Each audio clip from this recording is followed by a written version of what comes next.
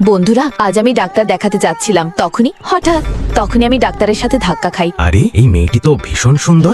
আরে আরে, এই ডাক্তার তো সেই হ্যান্ডসাম। ডক্টর, আপনি কি করছেন? তাড়াতাড়ি আসেন, পেশেন্টকে দেখেন। হ্যাঁ হ্যাঁ, এখনই আসছে। এই ডাক্তার তো সেই হ্যান্ডসাম, একে তো পটাতেই হবে, একে তো পটিয়েই ছাড়বো, তারপর তার সাথে বিয়ে করে ফেলবো। এরপরে তো মজাই মজা। পেশেন্টের জন্য ওষুধ নিয়ে আসুন। এখনই সঠিক সময়।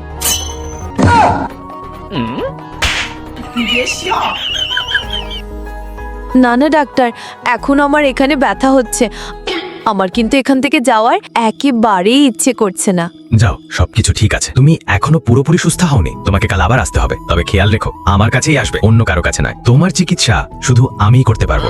শুধু কাল নয়, আমি কি সারা জীবন তোমার মনে থাকতে পারি? নটি গার্লস, হ্যালো, শোনো, কাল আমি কিন্তু তোমার বাড়িতে আসছি।